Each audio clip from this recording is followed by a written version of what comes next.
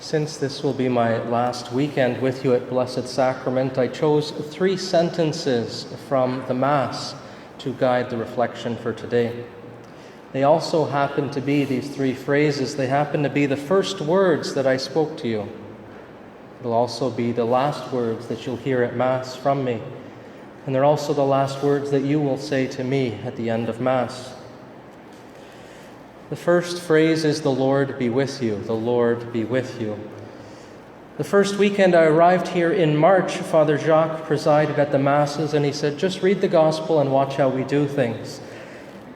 So I just read the Gospel, and as you heard with Deacon Pierre, and as you hear every time before the Gospel, the welcome is, "The Lord be with you." The 2 times at Mass that we hear the priest say these words, first it's before proclaiming the Gospel, and then it's before we see the bread and wine become the body and blood of Jesus on the altar.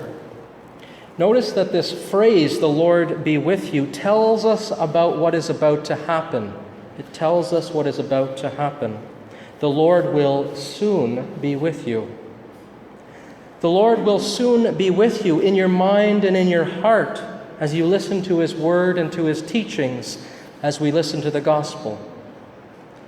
The Lord will soon be with you in the bread and wine that is on the altar as it is completely transformed into His body and blood.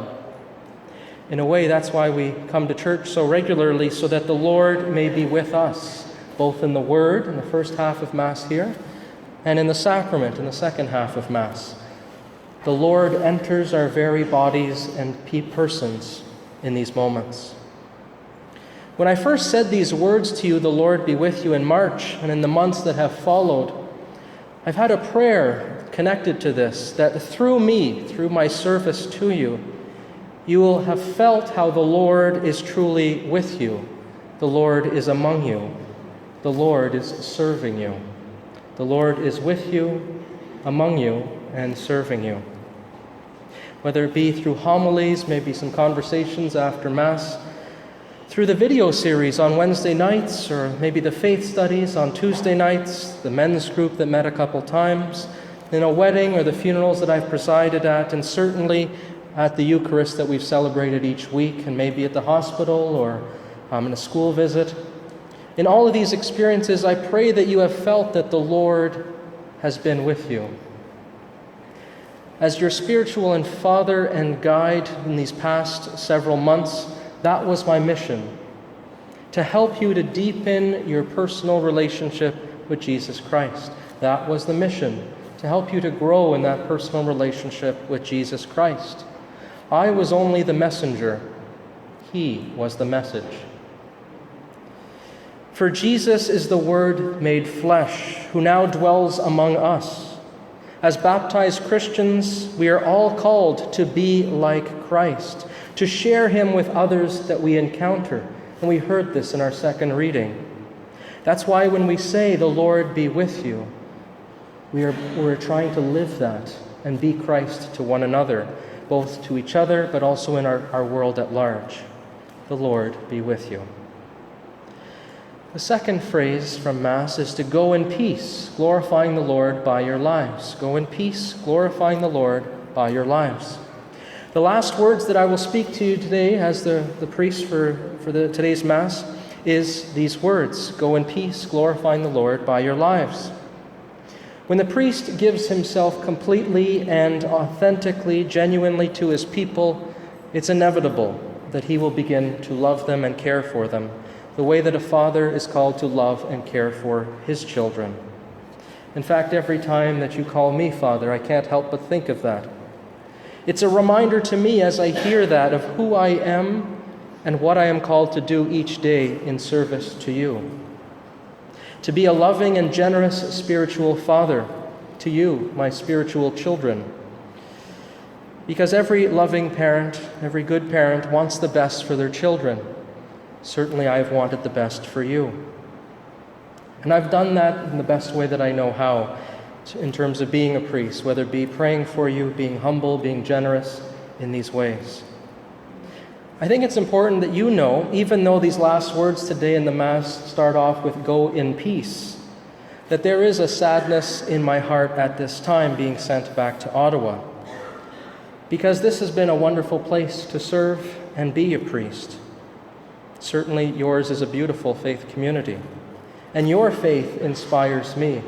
Your faith inspires me. So I want to thank you for being so kind, so welcoming, so generous, and loving to me these past several months. From the very beginning that I arrived, I felt at home with you. When I hear the last words come out of my mouth today that says, "Go in peace, glorifying the Lord by your lives," it reminds me, though, of what you and I must do beginning tomorrow. We must continue to live and grow in our faith. We must continue to live and grow in our faith.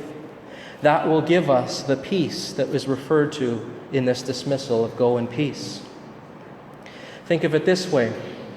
If you continue to grow in your faith lives and live the faith while I'm gone, that will give me peace, because I will know that what we have accomplished together in just a few short months was a positive experience, a life-giving experience for you that continues throughout the rest of your lives.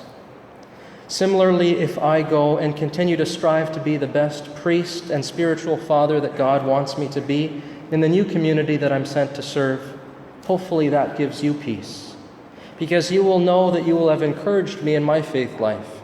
You will have supported me, inspired me to continue to grow and be a better priest each day as I'm called to serve the global church. Remember last week I shared a little bit of my story, my journey to the priesthood with you. And if you remember, when God called me, it felt like it was that passage from the prophet Isaiah when God spoke to him and he said, "Whom shall I send and who will go for us?" And I felt like my response was the same as Isaiah when he volunteered and said, "Here I am, Lord, send me. Send me." Part of my yes to be a priest is to be flexible, to go wherever God sends me. And if I were to tell the bishop that I refuse to leave Blessed Sacrament, you're going to have to carry me out, then I'd be preventing God from sending me when I've promised to go wherever he needs me. That could be for as little or as long a period as he sees fit. And in doing so, I need to trust that God knows what he's doing, and that my promise was true when I said, "Here I am, Lord, send me." In fact, when you think about it, the very reason that I'm with you, I've been with you for these months here in Cornwall, was because I said yes to being sent at any time, at a moment's notice, to come and replace a priest. These 5 months, God sent me to you to serve you, and now he's asking me to go and to serve others who need me. Now, several people have asked me this week, and so I'm going to address the question generally rather than having 20 questions at the same time of the same question. They say, "Father, you must be so excited to go to your new parish." The answer is pretty easy for me. It's no. It's no. Because right now I'm sad to leave. That's the only thing I've been thinking about this whole week, even the week before. I don't know what I'm being sent to, but I do know what I'm losing. Now, when you think about it, many people change jobs in life because if it's a promotion or something you hope to get, maybe it's a job you apply for. You go through interviews in that process, and you hope, well, hopefully I'll get it. It's a pay raise or something like that. Well, my move to Orleans is not a promotion. It's not a job that I applied for or went through interviews for. It's always the same mission when it comes to sharing the gospel. And that begins for me tomorrow. I think it's important to describe some of the promises that a priest makes at his ordination. There's 3 of them, of poverty, celibacy, and obedience. Poverty, celibacy, and obedience. Now, in speaking to some older priests, they told me that the promises of poverty and celibacy are not as difficult to live as the promise of obedience. And I didn't fully understand that, to be honest. But it's in times like this that I do understand it, because it's difficult to be obedient and being asked to leave a place that you love and you don't want to leave. But that's what the promise of obedience is about. The third and final phrase is thanks be to God. Thanks be to God. The last words that I will hear you speak at the end of Mass is thanks be to God. Now, for some of you, it may be thanks be to God, Father Matthew's leaving. Hopefully not. But at the end of Mass, we are all thankful. When we say thanks be to God, what's happening there is we are saying thank you to God for having received him both in the Word in the first half of Mass and in the sacrament in the second half of Mass. We're thankful that God revealed himself to us through the sacred scriptures that we've listened to. We're thankful that God has saved us and how he has worked in human history, saving us ultimately on the cross through the resurrection. We're also very thankful to God that he has given us his very body and blood, that we are able to be united to him in the most personal way possible when we consume him at communion. In addition to being thankful for these blessings at every Mass, today in a special way, when I say thanks be to God as the response as well, I'll be saying thanks be to God for your enthusiasm to learn and grow in your faith. I'll be saying thanks be to God for your faithfulness and devotion to prayer. I'll be saying thanks be to God for your kindness and your friendship towards me. I'll be saying thanks be to God for the time that we have shared together. I'll be saying thanks be to God for such a loving group of people who it's been a real joy to celebrate Mass.